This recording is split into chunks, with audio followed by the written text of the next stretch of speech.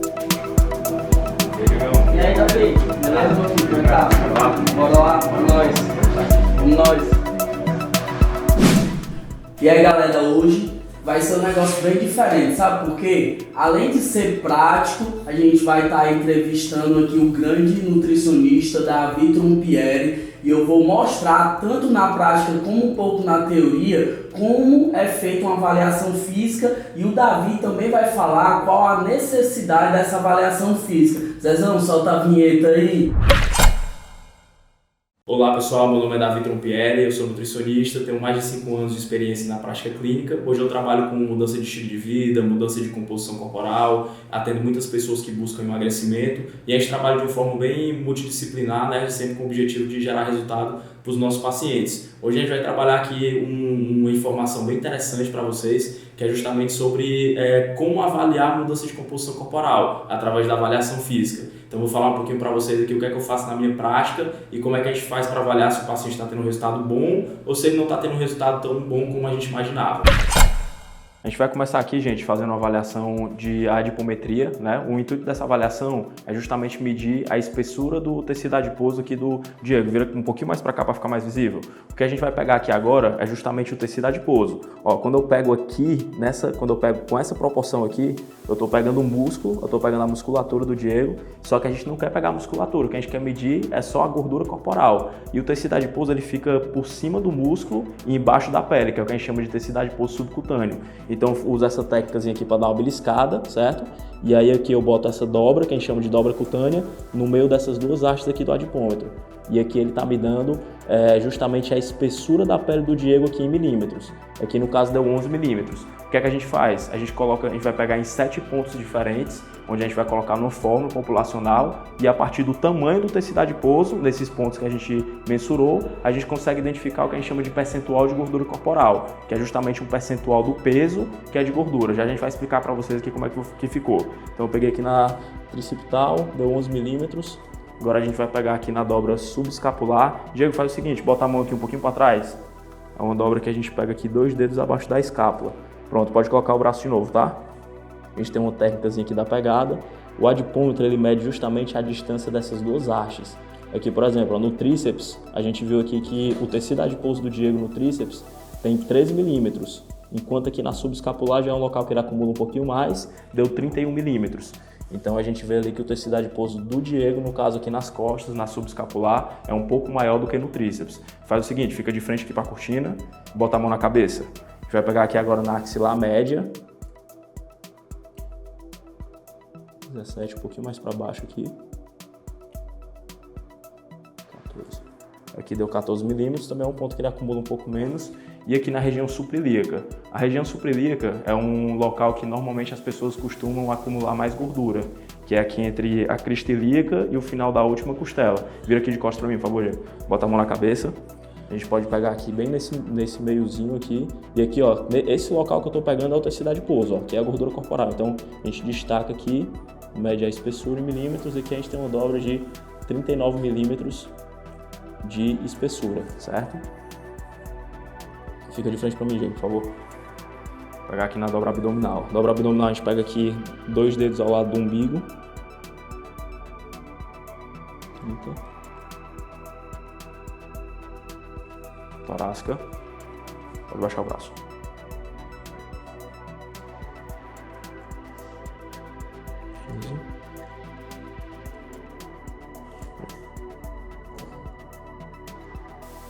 Milímetros. Essa avaliação é muito bacana porque normalmente quando a gente utiliza só o peso, né, como marcador, acaba que a gente não tem um dado muito fidedigno, né, porque o peso pode variar em vários aspectos. Por exemplo, você pode perder aqui 3 kg de peso, mas você pode ter perdido 3 kg de massa muscular, né? Então, a mudança de peso não quer dizer que você está tendo um resultado bacana. Agora sim, sempre que você ganha gordura ou que você perde gordura, o que vai aumentar ou vai diminuir é o seu tecido adiposo. Então a gente consegue ver o quanto que ele está diminuindo. Tem até aquela imagem clássica, né? Aquele cara que tem um percentual de gordura muito baixo, que ele puxa a pele aqui do abdômen e fica só aquela pele bem fininha. Se a gente fosse medir ali, daria, por exemplo, 3 milímetros, entendeu? Então sempre que você vai perdendo gordura, são esses locais aqui que a gente mede que vão diminuindo. diminuindo. Com essa avaliação, além de calcular o percentual de gordura total, a gente consegue também identificar onde a pessoa tem uma tendência maior a acumular gordura e também onde ela tem uma tendência maior a perder. Quando a gente vai comparando as avaliações, por exemplo, quando o Diego voltar aqui, ele pode ter perdido 10 milímetros de adiposidade abdominal, enquanto ele pode ter perdido só 2 no tórax. Então a gente vai conseguir identificar ali qual é o padrão genético que ele tem em relação à perda de gordura corporal. Perna direita aqui na frente, vou pegar aqui na coxa, bota o peso todo nessa perna, relaxa bem aqui, a gente pega aqui 3 dedinhos acima do joelho.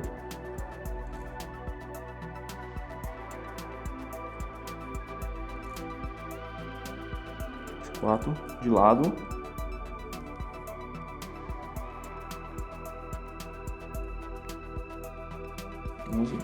Mão para fora. Agora a gente pegar aqui no bíceps.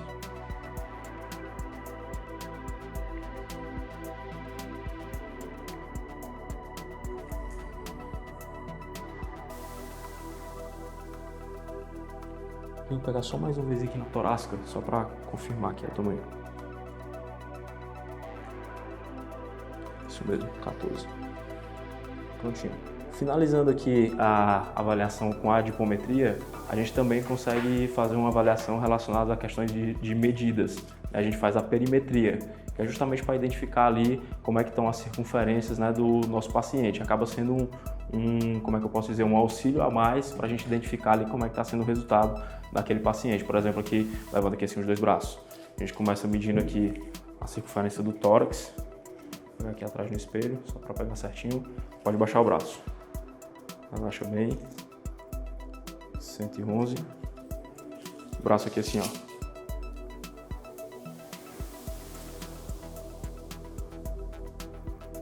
38. No antebraço. 29.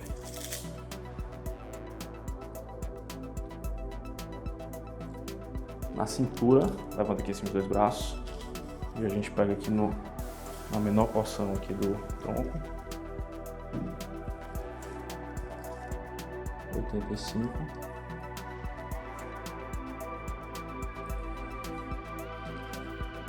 E 94.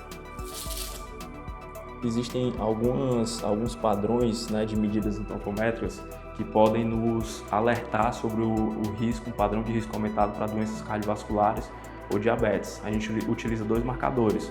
No caso dos homens, a gente pode utilizar a circunferência abdominal e a gente também pode utilizar uma relação entre a cintura e o quadril, que é o que eu vou medir aqui agora. Então, existem algumas formas que a gente pode identificar se o paciente tem uma propensão maior de ter doenças cardiovasculares ou diabetes ou não, através dessas medidas. Agora vamos aqui para o glúteo. Fica de frente para lá, junta as 2 pernas.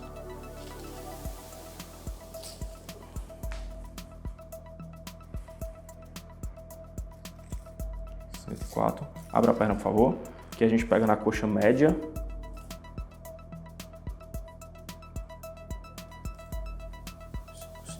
A panturrilha. Agora vamos fazer o seguinte, vamos pro peso. Vou pegar aqui a balança.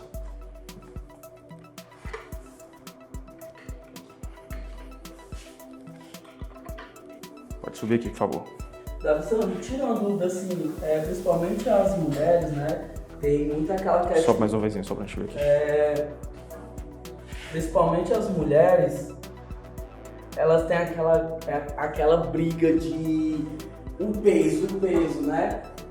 Tira a dúvida se realmente o peso é o mais importante ou a questão da avaliação, entende?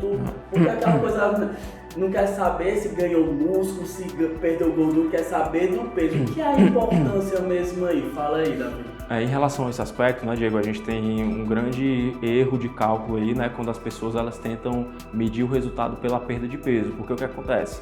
Existem vários fatores, na verdade existem muito mais fatores que interferem o peso que não é gordura do que a própria gordura, entendeu? Por exemplo, para vocês terem uma ideia, o peso da mulher, ela pode variar até em 3 quilos, ele pode variar até em 3 quilos ao longo de um mês, só por uma questão de mudanças hormonais, onde essa mulher ela vai ter uma retenção de líquido maior em determinados períodos e uma retenção de líquido menor em outros períodos. E muitas vezes o que acontece é que as mulheres elas acabam se pesando em um período que ela está mais retida devido ao ciclo menstrual, e isso desmotiva porque ela acha que ali ela não está perdendo gordura, mas no fundo é só uma mudança de retenção de água que acontece no corpo da mulher naturalmente. Então, por esses e por outros motivos que não é muito interessante a gente levar em consideração a balança. Afinal de contas, por exemplo, quando você perde 3 quilos, nada garante que aquele peso que você perdeu foi realmente 3 quilos de gordura.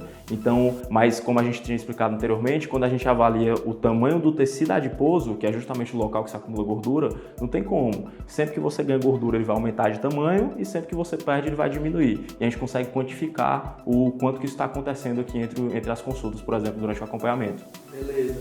E agora a gente vai para a parte do plano alimentar, entender qual a importância, tá certo, da avaliação que o Davi acabou de explicar na parte alimentar. A gente agora vai mudar aqui o cenário e vamos para lá e acompanha aí. Então, Davi, após a avaliação, tá? Qual a necessidade, né, para prescrição, após a avaliação física? Qual é a necessidade para a prescrição da dieta, agora a questão nutricional? Porque assim, Diego, normalmente o que é que acontece? Quando a gente faz uma prescrição dietética, a gente tem que levar muito em consideração a rotina do indivíduo, né, do paciente. A gente também tem que levar em consideração o que ele está acostumado a comer, o que ele está comendo naquele momento, mas é muito importante também que a gente consiga adequar o máximo possível o que ele está comendo com as recomendações de literatura. Por exemplo, quando a gente fala de carboidrato, né? O carboidrato a gente sabe que é a principal fonte de energia do nosso organismo e existem recomendações de consumo de carboidrato. E como é que a gente calcula uma recomendação de consumo de carboidrato? De acordo com a composição corporal do paciente. Então é importante que a gente tenha a avaliação para que a gente possa atingir as recomendações que a gente vai fazer de acordo com a sua composição corporal. Como é que está o seu percentual de gordura? Como é que está o seu peso? Quanto que você está consumindo atualmente de carboidrato? E assim a gente decide aqui o quanto que o paciente vai comer. Quando a gente fala, por exemplo, de cálculo de gasto energético, né? Hoje eu utilizo uma fórmula que o nome do autor que fez essa fórmula é chamado de Cunningham. E a gente utiliza essa fórmula para saber o quanto de gasto quantas calorias por dia o nosso paciente está gastando. E essa fórmula a gente precisa do peso, da altura, da idade e da quantidade de massa magra que aquele paciente tem. Por quê? Porque a gente sabe hoje que a massa magra, principalmente massa muscular, gasta muito mais energia, por exemplo, do que gordura. Então você pode ter duas pessoas com o mesmo peso, sendo que uma tem muito mais massa magra, logo aquela pessoa vai gastar mais energia. E a gente precisa saber disso na avaliação, que é para a gente calcular um planejamento assertivo na rotina daquele nosso paciente. Então a importância da avaliação para a prescrição dietética é justamente para ajustar o consumo de carboidrato, ajustar o consumo de proteína e ajustar o consumo calórico de acordo com a composição corporal e o objetivo do paciente que nos procuram. Então é isso, turma. Eu quis trazer um pouquinho dessa informação, que é uma dúvida que vinha muita gente falar no canal, no direct, a importância da avaliação para a composição nutricional. Agradecer demais meu amigo Davi Trompieri, que me acompanha na vida real, tá certo? Além aqui do vídeo, ele me acompanha na vida real. E eu vou voltar para ele fechar aí, falar aí os trabalhos dele, um trabalho inovador de parceria, que é inovador aqui em Fortaleza, e vai falar do canto novinho dele aí. Agora, vai lá, Davizão. Agora a gente está atendendo aqui, começou um projeto novo em janeiro, a gente está atendendo aqui na Clínica Evolutio, que fica na Rui Barbosa 1001, e aqui a gente faz um trabalho bem diferenciado, porque a gente foca bem na questão da viabilidade do planejamento que a gente coloca para os nossos pacientes. Então, a gente consegue pegar desde atletas de ponta até aquele paciente que está iniciando, que tem dificuldade de controlar a alimentação, e consegue fazer um planejamento viável e realista para ele. E um ponto que o Diego tocou que é muito importante é que a gente tem aqui também uma assessoria esportiva de treino, né? Porque a gente sabe que o quanto que é importante esse trabalho multidisciplinar do educador físico e do nutricionista. E aqui a gente trabalha com dois educadores que são muito conhecidos aqui em Fortaleza, que é o Sullivan e o Chico, e a gente consegue linkar ali a prescrição dietética com a prescrição de treinamento físico de uma forma que a gente consegue amplificar o resultado das pessoas aí que nos procuram.